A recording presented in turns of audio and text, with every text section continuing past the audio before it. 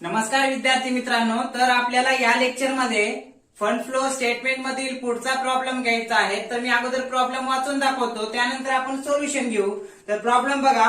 From the following balance sheet of Archana company limited as on 31 December 2014 and 2015 full stop prepare a fund flow statement full stop. खाली balance sheet दिलेली आहे. Balance sheet अगोदरच्या problem मध्ये जशी दिली होती balance sheet तशीच आहे. Liabilities 2014-2015, asset 2014-2015. तर लायबिलिटी साइडचे पद आधी वाचून घेतो, त्यानंतर ऍसेटचे वाचतो. तर बघा, लायबिलिटीज अगोदर 2014 ची सांगाल आकडेवारी, नंतर 15 ची. Share capital 2 lakh 2 lakh. General reserve 20,000 22,000. Capital reserve 12,000 18,000.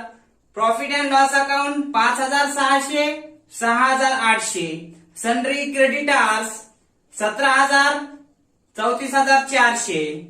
Bills payable 20,000 24,000. Provision for taxation 7,500 1,000. Loan 2014 मध्ये काही नाही, डॅश आहे. 2015 मध्ये 50,000. त्यानंतर अनपेड एक्सपेन्सेस 10,000 30,000. टोटल बघा, लॅबिलिटीचं 2014चं टोटल 2,92,100. 2015चं टोटल 3,86,200. ऍसेट साइड बघा. आता ऍसेट फिक्स्ड ऍसेट. ऍसेट मध्ये पहिलं काय दिले? Fixed asset 1,20,000. Investment 50,000 80,000. Stock 40,000 60,000. Debtors 52,000 42,000. Bank balance 20,000 60,000. Bills receivable 30,100 24,200. तर अशा पद्धतीची बॅलन्स शीट दिलेली आहे. टोटल बघा, ऍसेटचं 2014चं टोटल आहे 2,92,100 आणि 2015चं 3,86,200. ऍडिशनल इन्फॉर्मेशन दिलेली आहे खाली बघा. नंबर 1 मध्ये investment costing ₹800, sold ₹850 and another investment purchase for ₹3,000. म्हणजेच इन्व्हेस्टमेंट होती 800 रुपयाची, ती विकली आहे 850 ला आणि नवीन खरेदी केली आहे 3,000 रुपयाला आणखीन एक इन्व्हेस्टमेंट.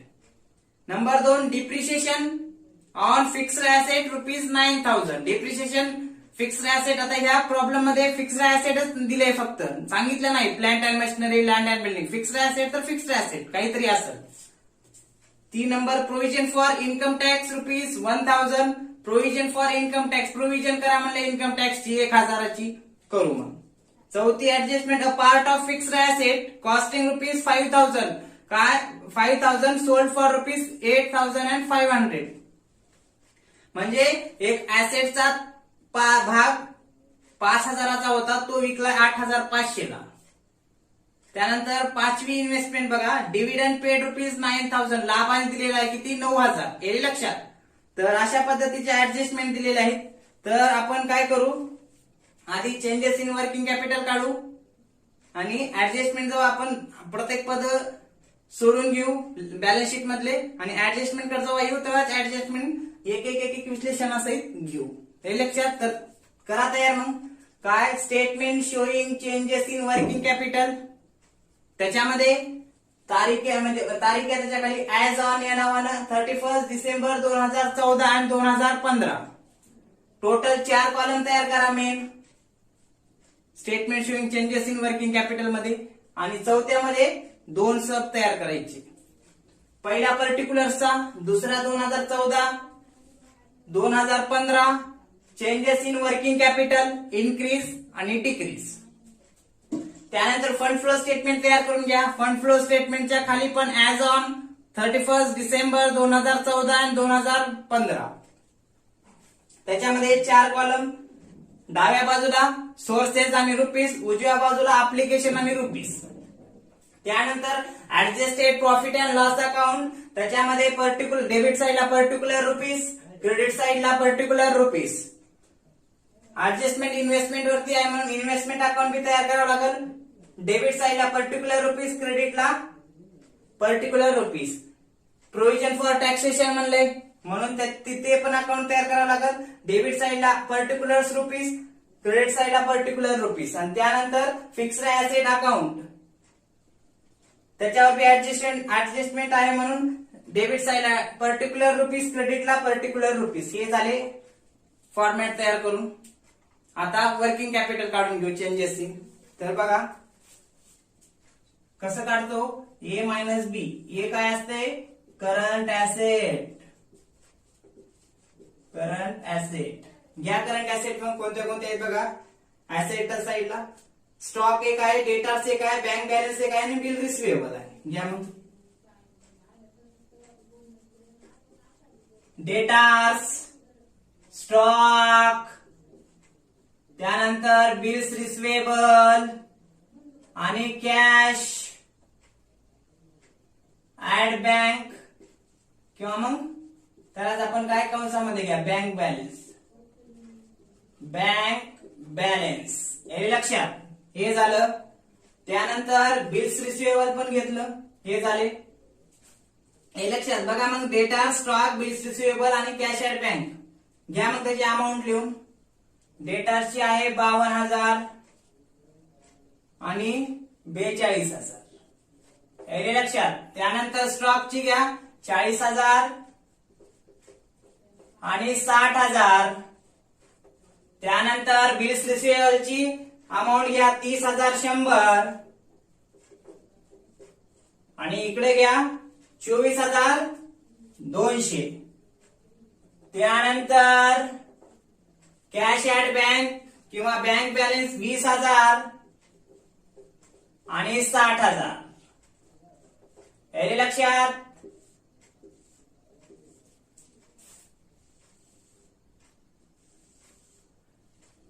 घ्या मग इन्क्रीज डिक्रीज करून. 52,000 होतं 2014 ला, या वर्षी कमी झाले म्हणजे डिक्रीज झाले. किती ना, 10,000 रुपयानं डिक्रीज झाले म्हणून डिक्रीजच्या कॉलम मध्ये.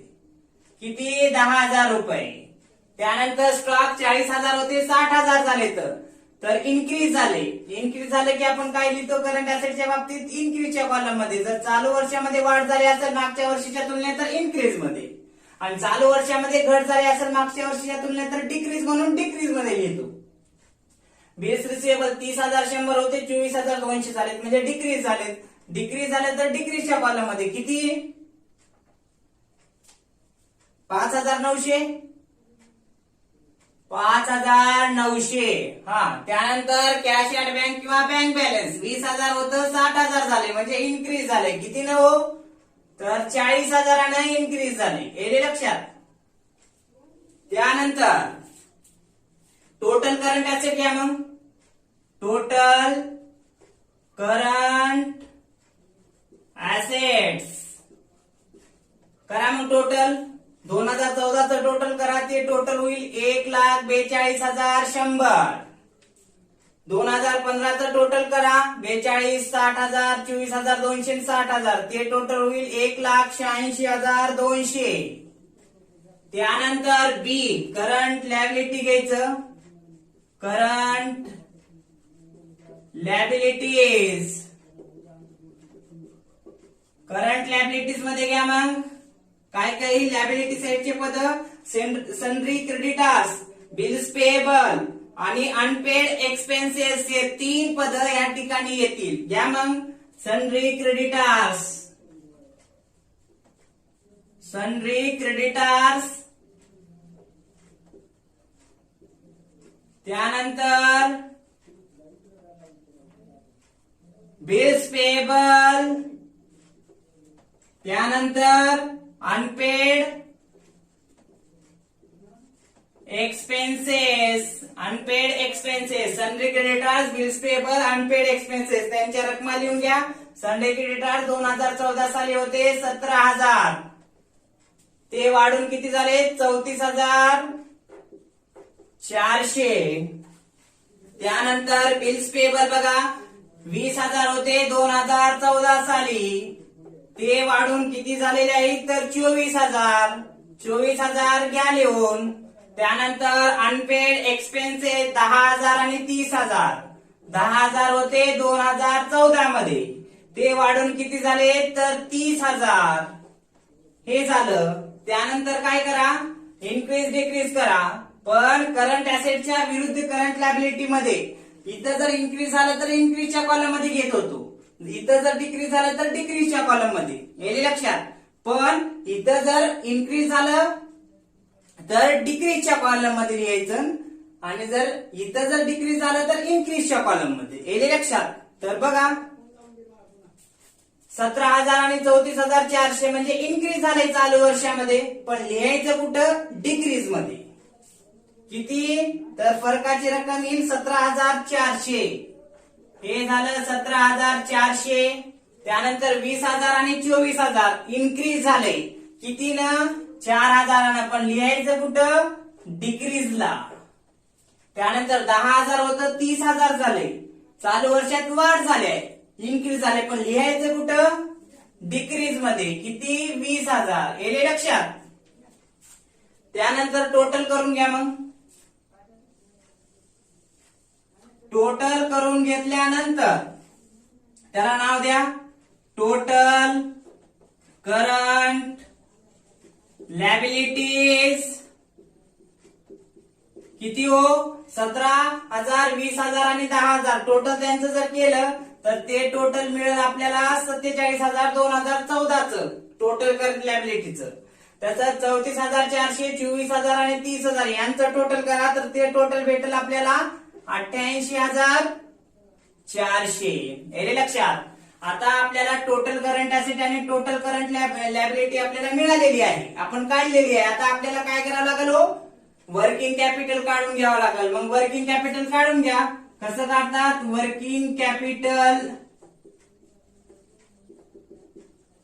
कंसात ए मायनस बी म्हणजे टोटल करंट ऍसेट मधून टोटल करंट लॅबिलिटी वजा करा. आपल्याला काय मिळून जाईल तर वर्किंग कॅपिटल मिळेल. म्हणजे 1,42,100 मधून 47,000 वजा करा तर किती मिळते बघा. तर वजाबाकी करून आपल्याला 2014चं वर्किंग कॅपिटल भेटेल 95,100. तसं 2015चं 1,86,200 मधून 88,400 वजा करा. वजा केल्यानंतर आपल्याला वर्किंग कॅपिटल 2015 साठी किती भेटेल हो 97,800. हे लक्षात.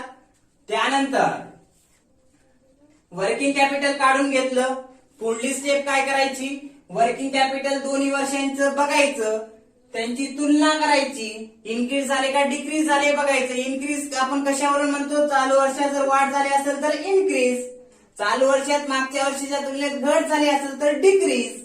मग बघा वर्किंग कॅपिटल ए मायनस बी 95,100 आणि 97,800 यामध्ये मोठं कोणतं आहे तर चालू वर्षाचं म्हणजे इन्क्रीज झाले. हे लक्षात. मग इन्क्रीज झाले तर जेवढ्याने इन्क्रीज झाले तेवढं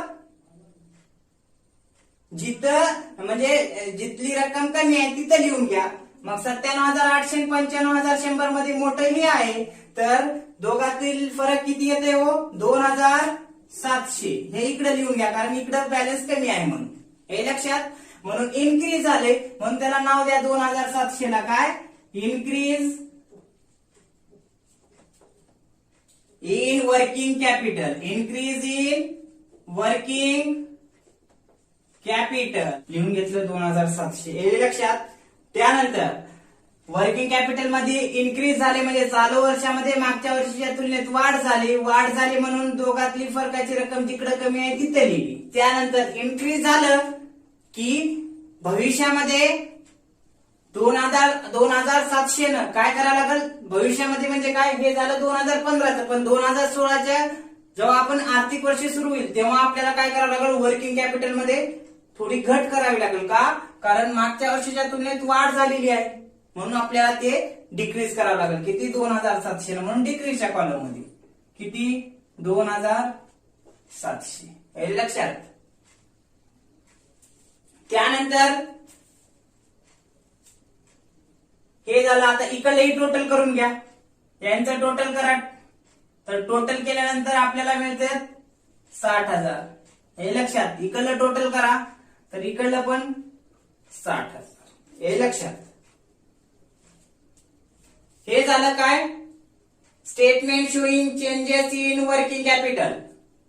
त्यानंतर आपल्याला काय करावं लागेल, तर हे increase in working capital increase झालंय म्हणून आपल्याला काय करावं लागेल, इन्क्रीज झाल्यानंतर ते वर्किंग कॅपिटल फंड फ्लो ला घ्यावं लागतंय. फंड फ्लो ला घेऊन कोणत्या बाजूला हो, जर डिक्रीज इन वर्किंग कॅपिटल असतं तर इकडे घेतलो असतो. हे लक्षात. आणि जर इन्क्रीज असेल तर आपल्याला कुठे घ्यावं लागेल हो, तर अप्लिकेशन साइडला घ्या. मग increase in working capital, increase in working capital किती, तर 2,700. हे झालं.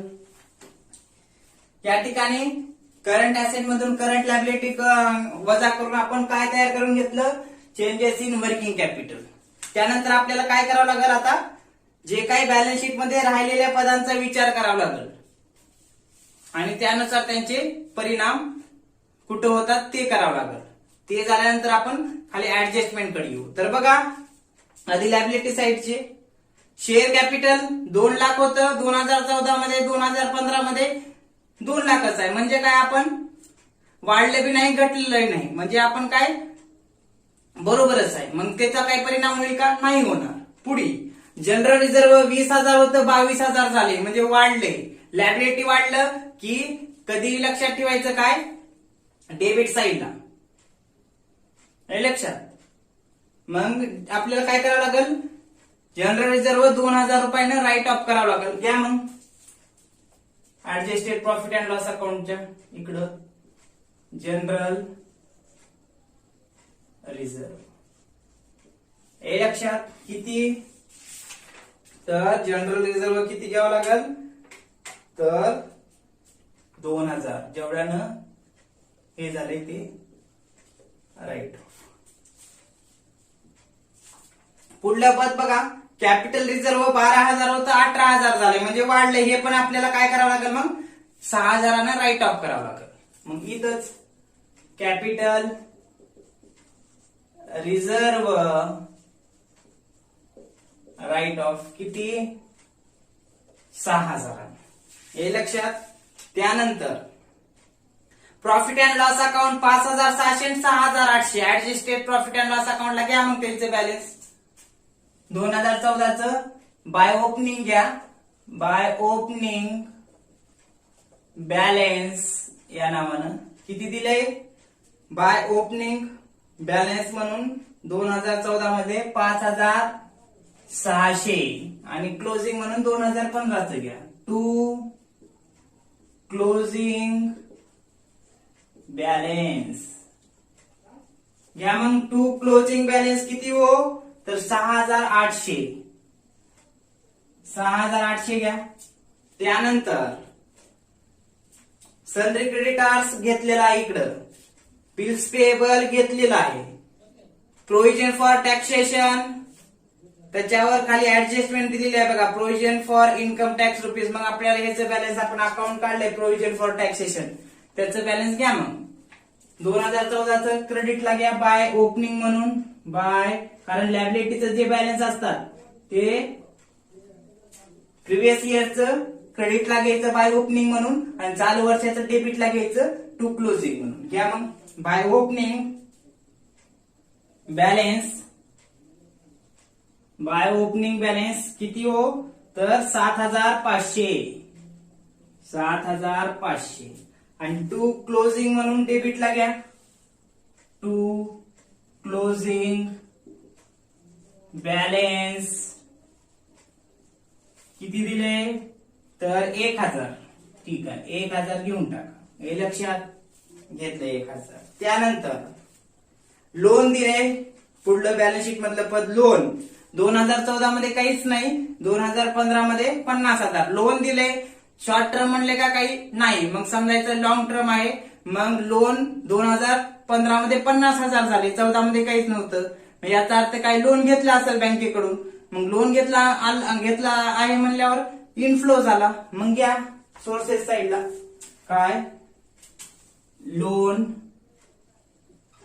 टेकन किती तर 50,000 लोन टेकन 50,000 येईल लक्षात. त्यानंतर अनपेड एक्सपेन्सेस करंट लायबिलिटी म्हणून घेतलं तिकडं. त्यानंतर फिक्स्ड ऍसेट साईडला या. फिक्स्ड ऍसेट बघा, फिक्स्ड ऍसेट मध्ये काय सांगितले हो, तर फिक्स्ड ऍसेट 1 लाख होती 2014 मध्ये, ती वाढून 1,20,000 झाले. पण फिक्स्ड ऍसेट वर ऍडजस्टमेंट आहे म्हणून आपण अकाउंट काढले. मग त्या अकाउंटच्या प्रिव्हियस इयर म्हणजे 2014चं डेबिटला घ्या टू ओपनिंग म्हणून. ऍसेटचं बॅलन्स जे काही असते ते प्रिव्हियस इयरचं म्हणजे लहान वर्षाचं डेबिटला घ्यायचं टू ओपनिंग म्हणून आणि चालू वर्षाचं क्रेडिटला घ्यायचं बाय क्लोजिंग म्हणून. पण लायबिलिटीला उलट आहे बरं का. घ्या मग फिक्स्ड ऍसेटचं बॅलन्स किती तर टू ओपनिंग बॅलन्स.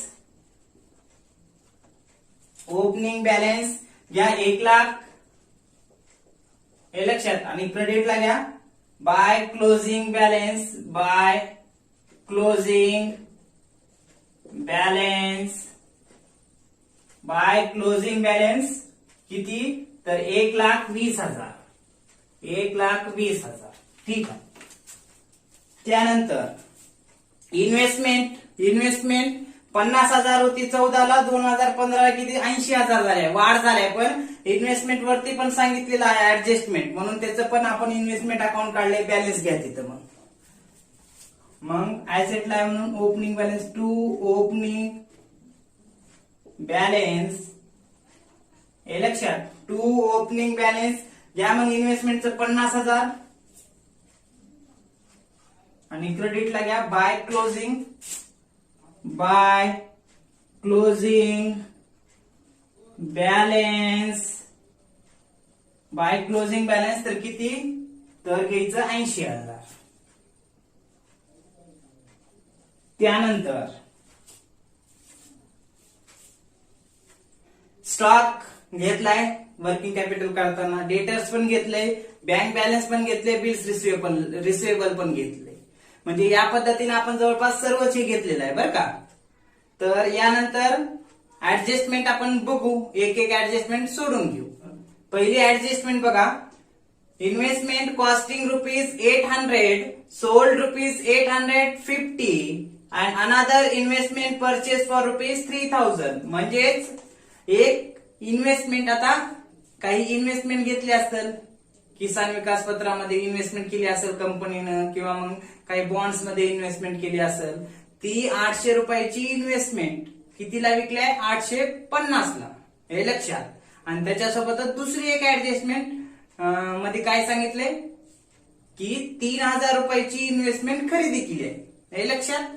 तर म्हणजे इथे एकाच ऍडजस्टमेंट मध्ये दोन आहेत. कोणते तर ₹800 इन्व्हेस्टमेंट 850ला विकली एक, आणि दुसरी ₹3,000 आणखीन एक इन्व्हेस्टमेंट खरेदी केली आहे म्हणून. तर बघा अगोदर हे समजून घेऊ का एका मिनिटामध्ये. तर इथे मी समजून सांगतो बघा. हे इन्व्हेस्टमेंट लगेच साफ करतो. हे ₹800 होती, विकली कितीला सेल सोल्ड 850ला हे लक्षात. तर जास्त किमतीला विकल्या, किती जास्त किमतीला ₹50 हे लक्षात. हे काय आहे मग आपला प्रॉफिट आहे हे लक्षात. हे ₹50 प्रॉफिट, मग त्याची पण आपल्याला नोंद करावं लागेल हे लक्षात. ऍडजस्टमेंट बघा, ₹800 इन्व्हेस्टमेंट 850ला विकली म्हणजे जास्त किमतीला विकली, ₹50 आपला प्रॉफिट आहे हे लक्षात. मग याचे परिणाम करताना काय करायचं की बघा, परिणाम सांगतो. 850ला विकली म्हणून पैसे व्यवसायात आले, इनफ्लो झाला म्हणून सोर्सेसला करायचं 850ची एंट्री, सेल ऑफ इन्व्हेस्टमेंट म्हणून 850ची. त्यानंतर आणखीन एक एंट्री काय करावी लागेल मग प्रॉफिटची, आणखीन एक सेलची एंट्री काय इन्व्हेस्टमेंटच्या क्रेडिटला काय करावं लागेल, इन्व्हेस्टमेंट विकली म्हणून किती ₹850ची एंट्री करावी लागेल काय इन्व्हेस्टमेंटच्या क्रेडिटला सोल्ड म्हणून हे लक्षात. दुसरी, प्रॉफिट अँड लॉस अकाउंटच्या क्रेडिटला आणखीन एक एंट्री करावं लागेल, 50 रुपयाची प्रॉफिट झाली म्हणून, हे लक्षात. त्यासोबतच 50 रुपयाची इन्व्हेस्टमेंटच्या डेबिटला पण प्रॉफिट झाली म्हणून. म्हणजे थोडक्यात सांगतो मी, आधी म्हणलं ऍसेट जर असेल तर ऍसेटच्या क्रेडिटला काय काय येते, डिप्रिशिएशन, सेल्स, हे लक्षात, आणि लॉस हे कशाला येते, क्रेडिट साईडला ऍसेटच्या. आणि डेबिटला काय काय येते हो, परचेस आणि प्रॉफिट येते. मग इथं काय झालंय, 800 रुपयाची वस्तू 850 ला विकली, इन्व्हेस्टमेंट, हे लक्षात. मग ती प्रॉफिट आहे 50, मग कुठे येईल, डेबिटला. इकडे डेबिटला आलं की ह्याच्या क्रेडिटला 50 रुपयाची एंट्री. म्हणून एक एक करू मग समजेल. तर बघा आधी एंट्री करतो मग हे सापडतं बरं का. तर मग एंट्री करा काय की 850 ला इन्व्हेस्टमेंट विकली तर पहिल्या परिणाम इकडं बाय कॅश कंसात सोल्ड किती, तर 850. ठीक आहे. आता विकली म्हणजे पैसे आले इकडं, काय, सेल्स ऑफ इन्व्हेस्टमेंट किती, 850 आले. आता पुढील 800चीच होती पण 850 ला विकली, हे लक्षात. 850 आले मग 50 रुपये काय, प्रॉफिट आहे. म्हणून इथं to profit and loss account नाव द्या त्याला,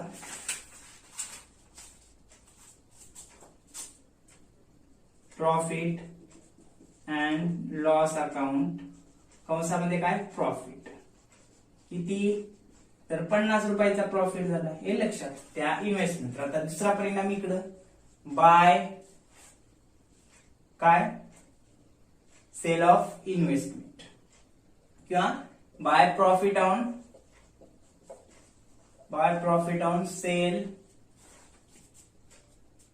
cells of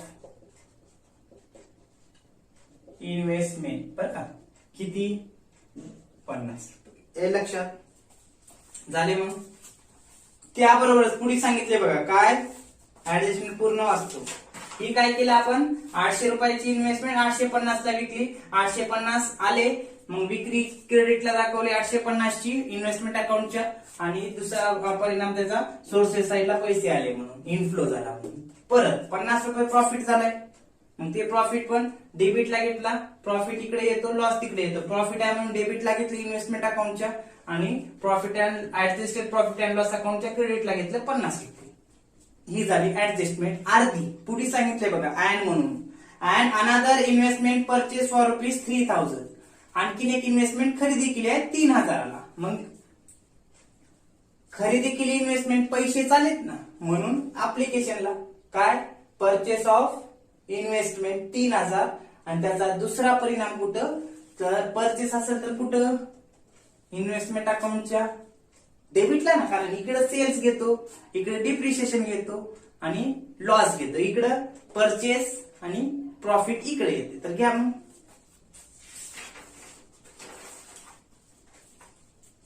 purchase of investment किती, तर 3000. आता दुसरा परिणाम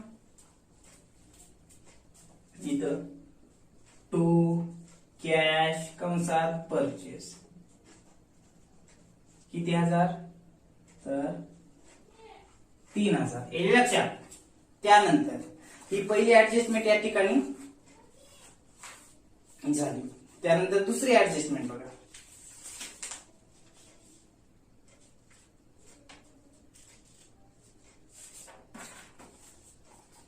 डिप्रिशिएशन ऑन फिक्स्ड ऍसेट ₹9000 म्हणले. काय म्हणले, डिप्रिशिएशन फिक्स्ड ऍसेट वर 9000 म्हणले, हे लक्षात. मग डिप्रिशिएशन असेल तर संबंधित फिक्स्ड ऍसेटच्या क्रेडिट साईडला डिप्रिशिएशन, हे लक्षात. आणि त्याचा दुसरा परिणाम कुठं, ऍडजस्टेड प्रॉफिट अँड लॉस अकाउंटच्या डेबिटला, काय, to depreciation on fixed asset. घ्या मग आधी फिक्स्ड ऍसेटच्या क्रेडिटला काय, bye depreciation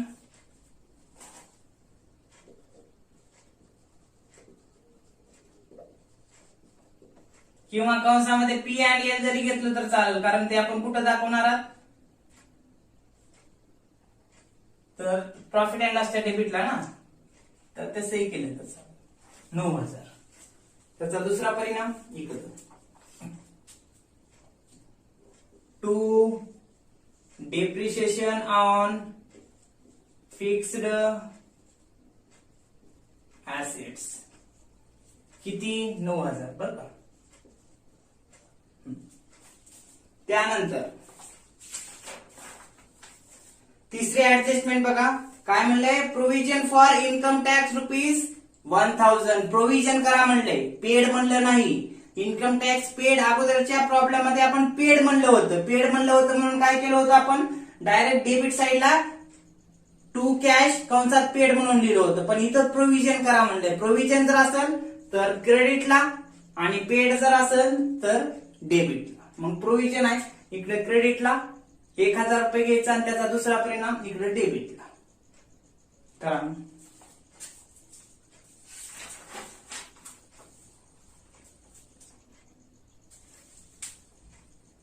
by profit and loss account कंसात काय हो, provision.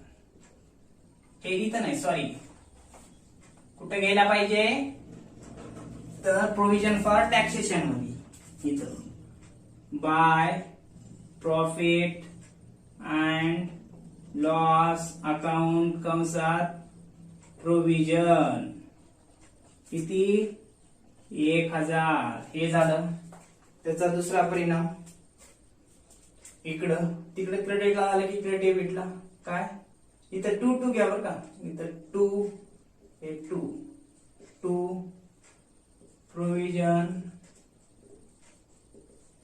Provision for income tax किती, 1,000 रुपये. हे लक्षात, ते घेतलं. त्यानंतर पुढली ऍडजस्टमेंट काय दिली आहे, a part of fixed asset costing ₹5,000 sold for ₹8,500. तर इथे इन्व्हेस्टमेंट हे कट करतो. बघा ऍडजस्टमेंट चौथी काय म्हणली आहे, एक ऍसेट होता, ऍसेटचा एक पार्ट विकलाय, त्याची किंमत होती 5,000 आणि विकलाय किती, तर 8,500 ला. तर इथे घेतो, हे फिक्स्ड ऍसेट किती होती किंमत, 5,000, विकलाय कितीला, सेल किती, सोल्ड कितीला केली आहे, 8,500 ला. प्रॉफिट किती झाला, म्हणजे जास्त किमतीला विकलाय ना, 3,500 ना, ते काय आहे हो, प्रॉफिट आहे. सेम इन्व्हेस्टमेंट सारखा आहे, हे लक्षात. म्हणून अगोदर सेल्सची एंट्री करा, 8,500 ची करा. ऍसेट अकाउंटच्या क्रेडिटला सेल म्हणून दाखवतो, बाय कॅश कंसात सोल्ड किती, तर 8,500. त्यानंतर पैसे आले म्हणून इकडं सोर्सेस साइडला काय नाव द्यायचं त्याला, सेल्स ऑफ फिक्स्ड ऍसेट्स किती, तर 8,500. हे लक्षात ते. त्यानंतर हे झालं. आता विकलं म्हणून संबंधित ऍसेटच्या क्रेडिट साइडला विक्री, डेप्रिशिएशन, लॉस क्रेडिटला दाखवतो. विक्री होती, विक्री दाखवली, पैसे आले, इनफ्लो आहे म्हणून सोर्सेसला घेतला. हे लक्षात. त्यानंतर आता 3,500 काय प्रॉफिट आहे ना त्या फिक्स ऍसेटच्या विक्रीवरती, कारण 5,000ची वस्तू 8,500 ला विकली आहे, 3,000 आपला प्रॉफिट आहे, म्हणून त्या संबंधित ऍसेट अकाउंटच्या डेबिटला to profit and loss account कंसात घ्यायचं प्रॉफिट किती 1,000, तर 3,500. का हो, कारण 5,000ची वस्तू 8,500 ला विकल्या म्हणजे 3,000 प्रॉफिट आहे. हे प्रॉफिट आहे म्हणले की इकडं आलं की जसं आपण इन्व्हेस्टमेंट घेतलो, प्रॉफिट इकडं 50 रुपये इन्व्हेस्टमेंट वरती चालतात आणि क्रेडिटला तसंच प्रॉफिट ऍज फिक्स ऍसेटच्या विक्रीवरती झाला 3,500. लगेच इकडे घ्या. By profit on sales of fixed assets किती 3,500. हे लक्षात. त्यानंतर पुढे काय सांगितले हो 5,000ची वस्तू म्हणजे फिक्स्ड ऍसेट 8,500 ला विकली तर केले त्याचे परिणाम. त्यानंतर पुढली ऍडजस्टमेंट काय म्हणले डिव्हिडंड पेड ₹9,000. डिव्हिडंड पेड म्हणले.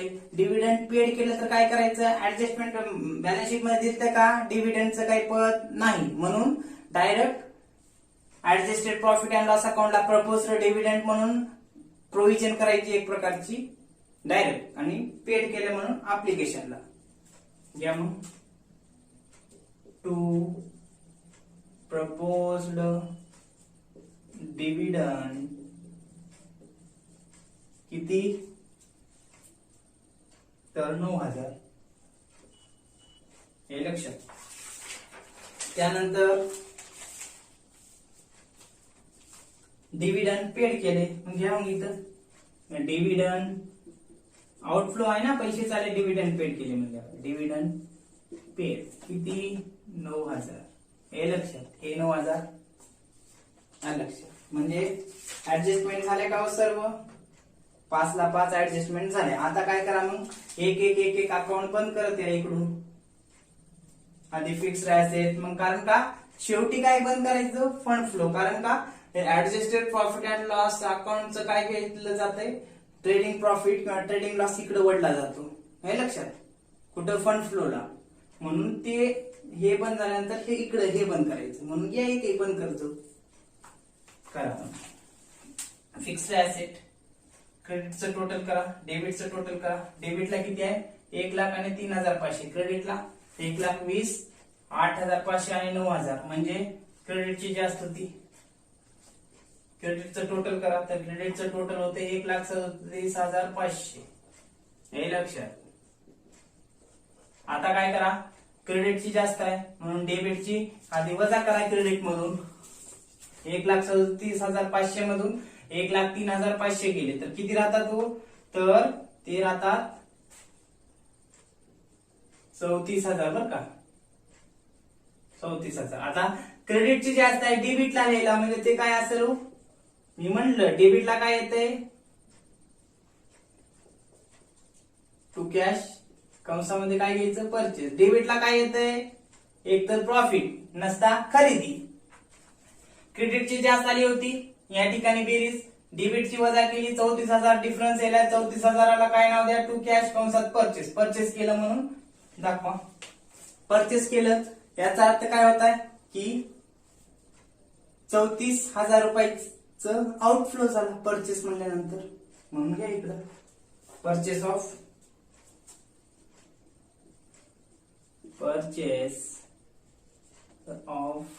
काय फिक्स्ड ऍसेट्स किती 34,000. त्यानंतर या इकडे प्रोव्हिजन फॉर टॅक्सेशन 7,500 आणि 1,000 किती होतात 8,500. डेबिटचं बघा 1,000 आहे हे लक्षात.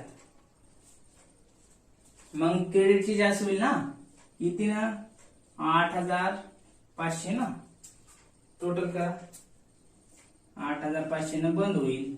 आता त्या क्रेडिट मधून डेबिट वजा करा म्हणजे 8,500 मधून 1,000 गेले राहतात किती 7,500. मग ज्या बाजूची बेरीज आहे तिकडे आधी लिहून घ्या.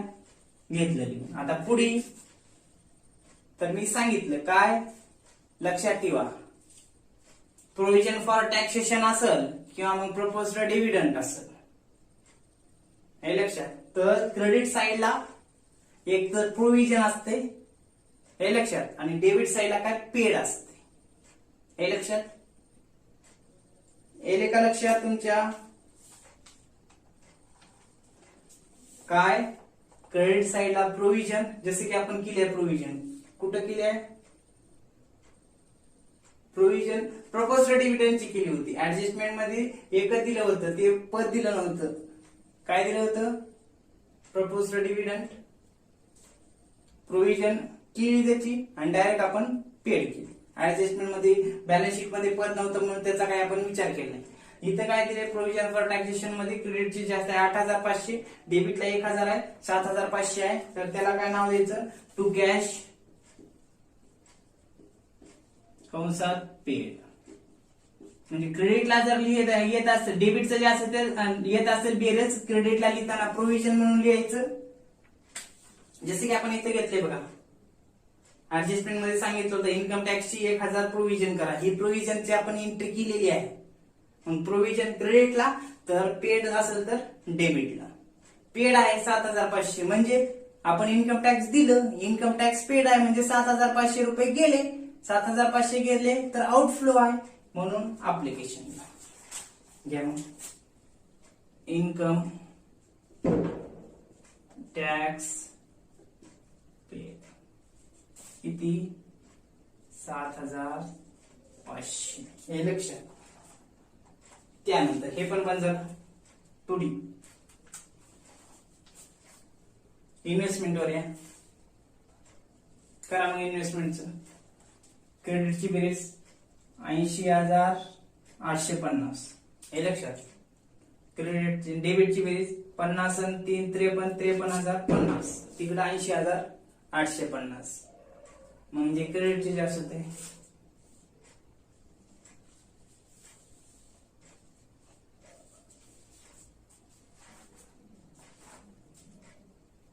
बंद करून घेतलं मग मोठ्या संख्येने.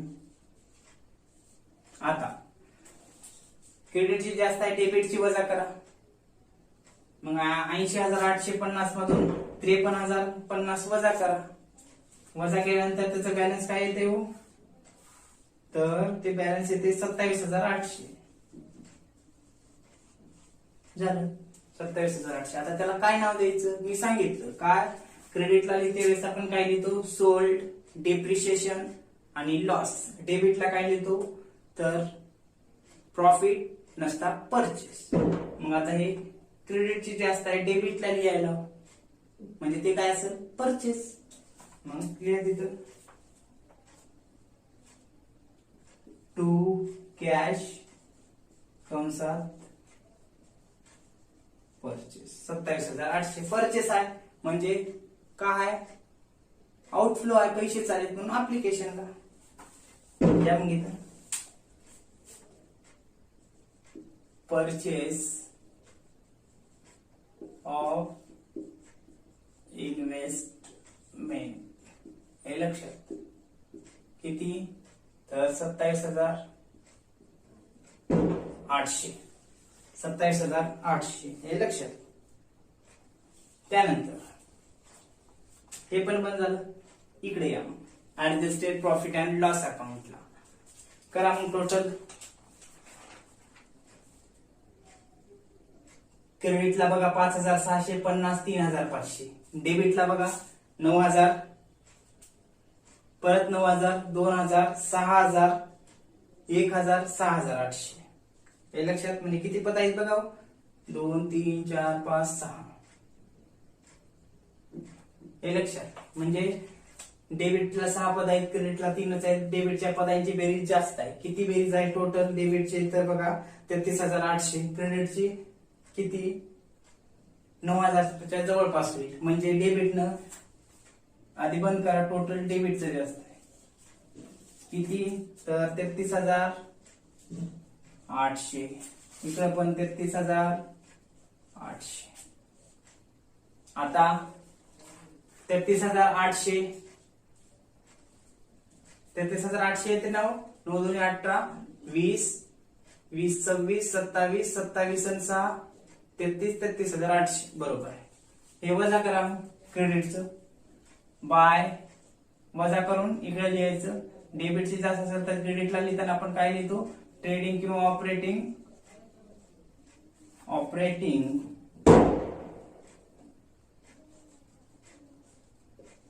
प्रॉफिट. किती? 33,500 मधून क्रेडिटचा वजा करतो आपण तेव्हा येईल बॅलन्स 29,650. हे लक्षात. आता ते ऑपरेटिंग प्रॉफिट असेल म्हणजे डेबिटचे जास्त क्रेडिटला लिहिताना आपण काय लिहितो ऑपरेटिंग प्रॉफिट. ऑपरेटिंग प्रॉफिट असेल तर ते ऑपरेटिंग प्रॉफिट कुठं आणायचं सोर्सेसला. जर समजा ऑपरेटिंग लॉस असेल तर आपण ते कुठं म्हणजे क्रेडिटचे जास्त असेल तर डेबिटला लिहितो. डेबिटला काय लिहितो ऑपरेटिंग लॉस. ऑपरेटिंग लॉस असेल तर ते कुठे घेतो ऍप्लिकेशनला. पण प्रॉफिट झालंय म्हणून घ्या सोर्सेसला.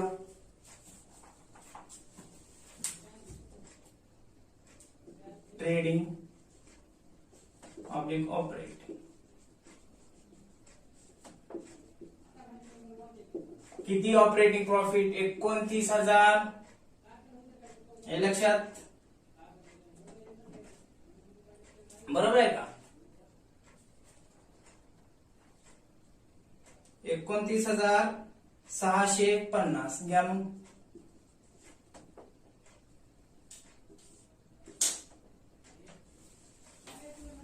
एक मिनिट पण 33,800 मधून 33,800 मायनस 5,000 5 आणि 3 8 8 9 9,150 होईल ना. 5,000 आणि 3 8,000 8,000 म्हणजे 5,600 आणि 3,500 टोटल 5,600 आणि 3,500 किती होईल तर 9,100. हा आणि हे 50 म्हणजे हे वजाबाकी करा तर वजाबाकी एवढी येणार नाही. किती येईल वजाबाकी तर 24,650 येते का बघा. 0 5 7 मधून 1 गेला 6 3 मधून 9 गेले जात नाही. इथला 13तून 9 गेले 4 2 म्हणजे एवढं येते बरं का. इथे 29 नाही येणार. पुस्तकातच मिस्टेक दिलाय बघा. इथं 29,650 दिले बरं का. मग इथे घ्या ते किती 24,650. इथं पण घ्या 24,650. आता टोटल करा. फंड फ्लो स्टेटमेंट पण बंद करा. बघा फंड फ्लो स्टेटमेंटच्या सोर्सेस साईडला 4 पद आहेत का हो. 1 2 3 4 किती 8,500 850 50,000 आणि 24,650. इकडं 6 पद आहेत का हो. हा अमाऊंट सांगतो एकदा 3,000 9,000 7,500 34,000 27,800 आणि 2,700. ठीक आहे. टोटल करा. टोटल केल्यानंतर 84,000 होते का बघा. हे 84,000 बंद होईल म्हणजे टॅली होते बरं का. हे झालं बंद. कोणतं की फंड फ्लो स्टेटमेंट. हे लक्षात. तर हा झाला प्रॉब्लेम नंबर 6 कशावरती फंड फ्लो स्टेटमेंट वरती. हे लक्षात. तर यामध्ये काय होतं 5 ऍडजस्टमेंट होत्या आपण त्या सोडून घेतलात. वर्किंग कॅपिटल काढलं. Fund flow statement adjusted profit and loss account investment account provision for taxation fixed asset असे सर्व अकाउंट आपण काढला. नंतर ते टॅली केलात. नंतर बॅलन्स सोडून घेतलात. हे लक्षात. तर अशा पद्धतीनं या ठिकाणी फंड फ्लो स्टेटमेंट चॅप्टर संपलेला आहे. तर पुढल्या लेक्चरमध्ये आपण नवीन चॅप्टर सुरू